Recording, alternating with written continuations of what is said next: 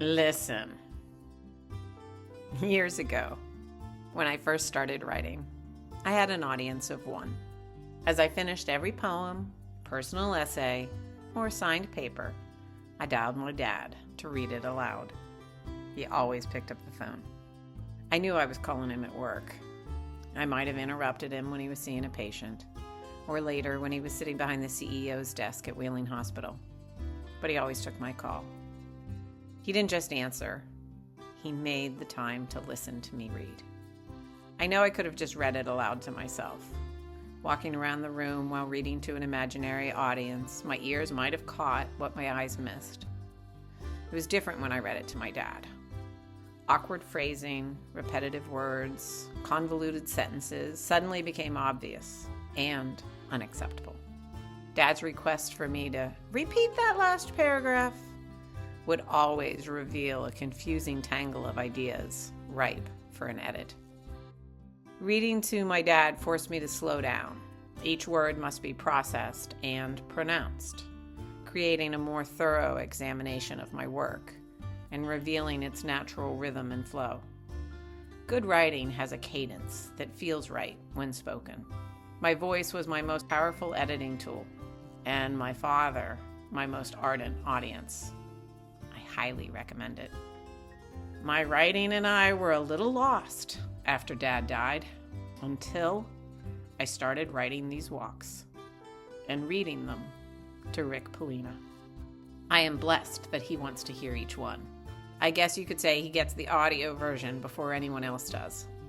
While he is easily moved to emotion, he tends to be brought to tears by the transcription of these walks. It gets windy, as he puts it. If he doesn't chuckle and cry, the piece isn't ready yet. The thing we could all learn from him is that he doesn't just hear me, he listens. He stops everything he is doing. He sits down and listens. He gives me his undivided attention. Sometimes he asks questions for clarity. Sometimes he asks, how can I help that person or that situation? If you know Rick, you know how big his heart is. He has more stories of coaching a young man, helping a stranger, or making someone's day than you can imagine. One day, a friend of his son stopped us. Now an adult, he said, "Look, Coach Paolina, my shoes are tied." They laughed, shook hands, and caught up on the years that had passed since Rick influenced his life as a soccer coach, who insisted on taking care of details like a well-tied shoe. Just yesterday, he jumped out of the car as if ejected when he saw an elderly man stumble in the parking lot. He calmed him, made sure there was help, and then directed parking traffic.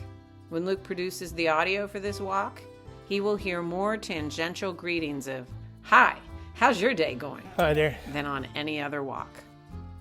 No matter how that passerby acknowledges him, Rick responds, "Just fine, thanks," as if everyone will ask in return, expecting the best from others, no matter what. Rick Paolina knows that this life is made up of the little moments, small gestures, and genuine kindnesses. If you ask him about it, he will shrug and tell you that he might be the only person who smiles or says a kind word to someone each day. He takes that responsibility seriously. If not him, who? I've been in a few situations where I've said to myself that, geez, I may be the only person this individual talks to today. Can you remember a specific instance of that? Because you do say that to me a lot.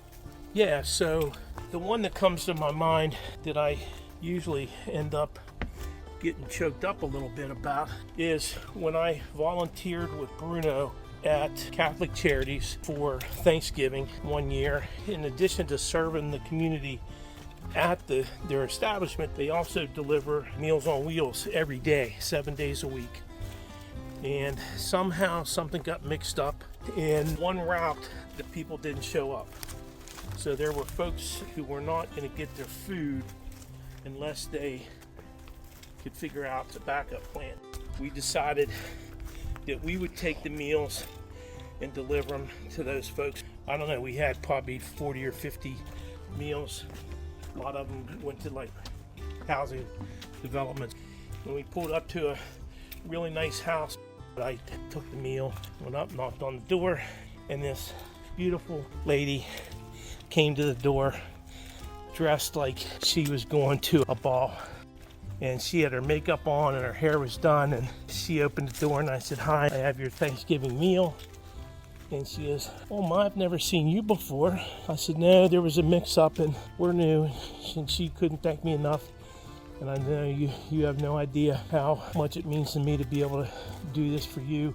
I got in the car and I was teared up, and Bruno asked me what was wrong, and I said, "That lady, I don't know what her situation is, but she could not have been kinder, and I just feel like I may be the only person that she sees today or talks to today." And probably that's my most memorable experience with that. That story always reminds me of my mother. When she could no longer go out as easily as she once did, she welcomed the plumber, HVAC engineer, or food delivery person, well-dressed and with open arms.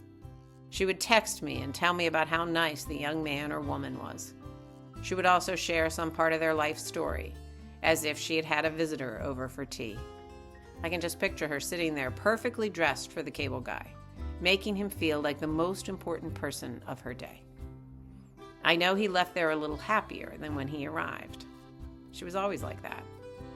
While in practice with my father, my mom would barely see half the patients in a day that my dad would. He paid attention to their symptoms and respected their schedules and his. She asked a myriad of questions and paid attention to all the details of a life, respecting their heart and spirit, as well as her own. She practiced medicine with her whole heart, seeing each patient as a complete person with a story worth knowing. The healing probably started the moment they sat down with her. It's no wonder that my mom's summary judgment on Rick was simply, "Now that's a good man." When I said the story always reminds me of my mother, it also tells you that I hear Rick's stories more than once. All of them, with the exception of a few, I'm sure. I never tire of them. Not just because they're good tales, but because you can hear his heart in the lilt of his voice. He doesn't take credit for his own generous spirit. He is grateful to his family for that. You know, I've been fortunate to live the life that I've had, most of it due to my grandparents, my mom, and my brother and sister and I. But we were given an opportunity, and I always feel like giving back, being kind is just a little small gesture to say thanks to people, even people you don't even know. Again, you never know what the other person's circumstance is, and I just always like to feel like a touch of kindness. I'm trying to do the right things, especially when it comes to the people around me. I'm trying to treat people the way I want to be treated. If there's something that they got going on, it's causing them to, look differently on me, then that's their issue or problem. That's damn healthy. Yeah, it's a little tougher to do from time to time, but again, at the end of the day, I really do try to live every day and treat people kind. Try to make them feel a little better than maybe before they met me or saw me or talked to me. If I can do that, treat the people around me that I love and care about, you being the top of that list, along with my boys, I'm gonna sleep good at night. Very much like Teresa Kauchek, whom you met earlier, Rick Paolina never met a stranger. They can chat with anyone, anywhere, as if they've known them forever. There's something magical about these two.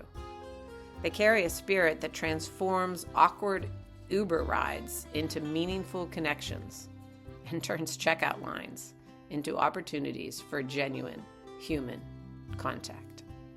What's their secret? I'm not sure. But I believe it's a combination of authentic curiosity, the absence of judgment, and a fundamental belief that everyone has something valuable to share. Every story matters. Also like her, He has an army he is fighting in his mind at times. There's a voice that undermines his very nature. He refers to his army as the big fat liar. Oh, the big fat liar. I've had a lot of mental and emotional challenges throughout my years. Some were brought on my own, and some of them were, a little bit deeper than that. A lot of the things that I feel I struggle with comes from the fact that I didn't have a dad. My grandfather stepped in as taking that place a little bit. Dad left when I was 5 and never tried to contact us as far as I know. I think I've had some abandonment issues that are buried deep down inside. A lot of the things that I think about, my appearance, being overweight, maybe thinking people are judging me or whatever it is, comes from a place in my brain that he likes to call the big fat liar. So I don't know, that's, the big fat liar is a big problem for me, because I let these negative thoughts, whether it's about my dad or about maybe things that I'm doing in my life that I wish I could change, starts to snowball. And so I'm trying to do better with that. That critical inner voice that whispers, or sometimes shouts, that we're frauds, that we don't belong, that it's only a matter of time before everyone figures out we don't deserve to be where we are.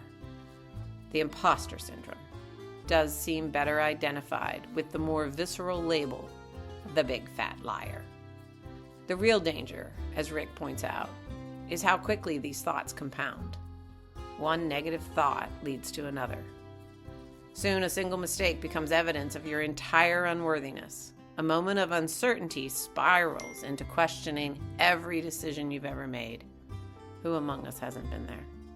The very fact that you worry about not being good enough suggests you care deeply about your impact, your contribution, and your relationships. Precisely the qualities that make a person like Rick authentic and worthy. Its universality doesn't change the weight or the velocity of the snowball once it starts to form. Before it becomes an avalanche, mindfulness teacher Tara Brock offers a powerful framework called RAIN that can help us accept negative emotions. R, recognize what's happening. Simply notice when the big fat liar has arrived.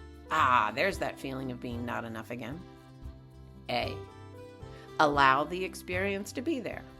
Instead of immediately pushing away the uncomfortable feelings, give them permission to exist. This doesn't mean you agree with them, just that you're creating space to see them more clearly. I, investigate them with kindness. Be curious, but give yourself grace. What emotion is this? Did something really happen? What's the story I'm telling myself about what's happening? N, nurture with self-compassion. Offer yourself the understanding, kindness, and reassurance you would give a dear friend or a child struggling with these same feelings. You could simply put your hand on your own heart or whisper, "It's okay," aloud. The final step, though not part of the RAIN acronym, is to notice you are not your thoughts or feelings. You are so much more than this temporary experience of inadequacy. You also share this emotion with all of humanity. As Rick concludes in his reflection, I'm trying to do better with that. Aren't we all? And maybe that continuous effort to grow, to improve, to become more authentic and compassionate, even towards ourselves, especially towards ourselves, is exactly what makes us genuinely enough, after all. After 53 years in his family-owned beer distributorship, Rick has some hard-earned wisdom about life, hard work, and the way we treat each other. I started working when I was probably 10, 11, 12. My grandfather had my brother and I sweeping floors and mopping floors and cleaning toilets, and Jesus, we did everything that you could possibly imagine. But then you work through 10, 15, 20 years, and now you're out selling, and then you're then you're in management, then you're going to meetings. But you don't forget what it's like to push a broom. You don't. Rick often says, never forget where you came from. For him, home is Blair, Ohio. But the expression means more about humility than geography. Rick urges others to stay grounded, be grateful, and to lead with kindness. Never think you are more than someone else. I used to be in my office back at Muxie's, and somebody would come in and they'd just start like, hey, did you know that, and I'm like, hold on a second. Coming in hot. Okay, yeah, take a minute, take a breath. Good morning. How you doing? How's your day going? For me, it worked in a lot of good ways, whether it was dealing with customers or if it was, dealing with my kids or just people in general. Again, be kind, be aware of who you're working with and who you're talking to. I think it's slow things down, be a good listener. Well, it's supposed to all come back around, right? Isn't that what my whole project is turning out to be, that it's actually pretty simple? We make it so complicated, but it's pretty simple. Yeah. In our hyper-connected world, where everyone's talking, posting, and sharing opinions, the simple act of listening has become something of a lost art. Real listening happens when we quiet our inner voice. So it has the value of silencing the big fat liar, too. The irony is that listening requires nothing but our attention. No special skills, no training, no equipment. And I have found time and again that true listening leaves both parties feeling better than we did at the start. Rick sits down across from me and lets me read these blogs aloud. If we're 1,000 miles apart, he sets the phone in front of him, grabs his signature rolled up paper towel in case it gets windy, and listens. One couldn't ask for more in this world. It's that simple. Thanks for walking with me. Yeah. Wasn't as bad as you expected, was it? No, well, it's not. I'm very proud of you and what you're doing, and I'm just lucky that I'm along with you for the ride, the walk. Thanks for walking with Rick Paolina. To hear and read more from Liz Hofreiter and the Walk With Me project, head over to hofreiter.com. That's HOFREUTER.com to browse all 50 walks today. And be sure to subscribe to Liz on substack.com/@ElizabethHofreiter. It's our newest venture and a way to have these walks delivered right to your inbox each week. We'd love to have you along for the ride. Thanks again, and keep walking.